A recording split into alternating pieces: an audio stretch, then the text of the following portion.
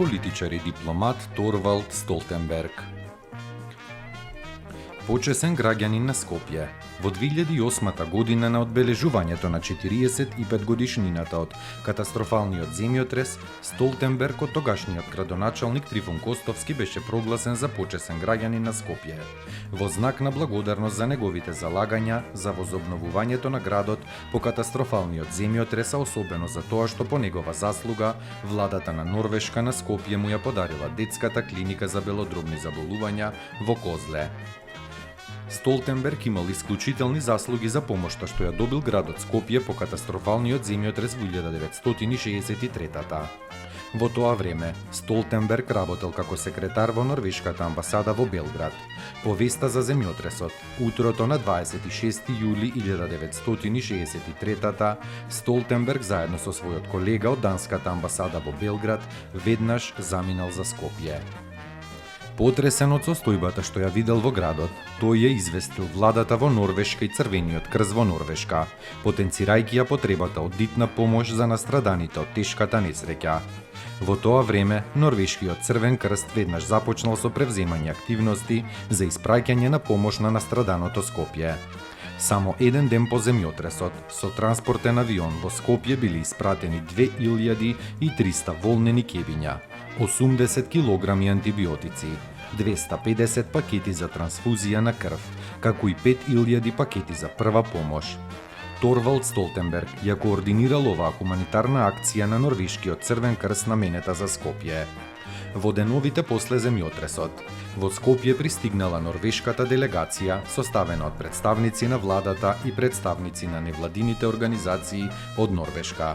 Делегацијата, соочена со тешката состојба во која што се наоѓало Скопје, ги согледала потребите и барањата на тогашните македонски и скопски власти. Како резултат на големата помош од норвешката и данската влада и Норвешкиот Црвен крст, во Скопје била изградена детската болница за белодробни заболувања. Торвалд Столтенберг ги координирал работите поврзани со изградбата на оваа болница во Скопје, се до нејзиното отварање во 1965 година.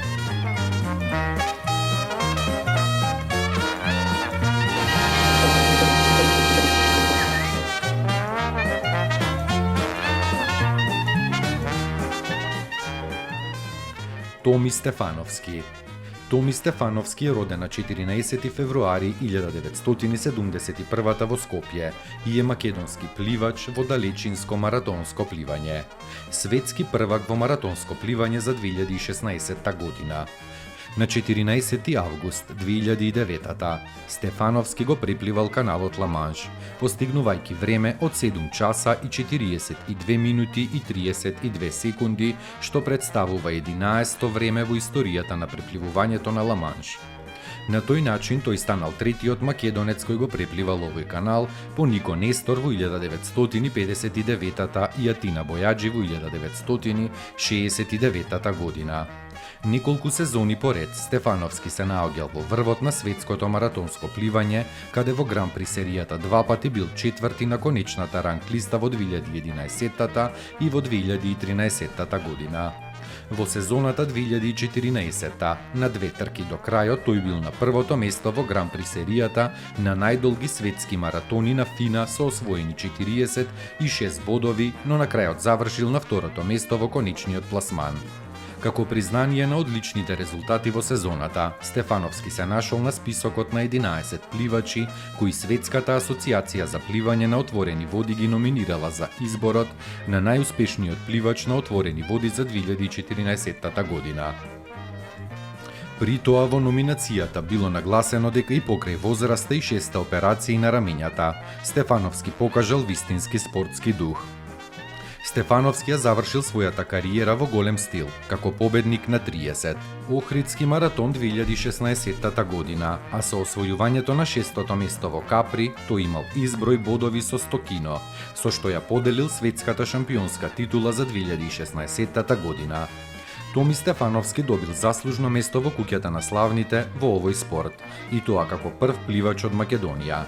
Свечената церемонија на приемот на новите членови се одржала на 4 ноември 2016 во Сан Педро, Калифорнија.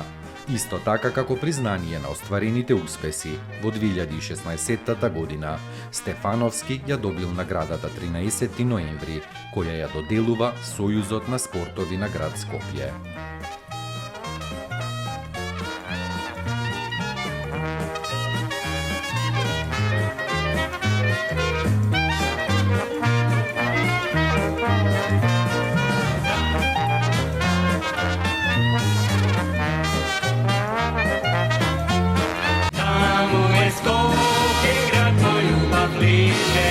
Što mi rastu te sni.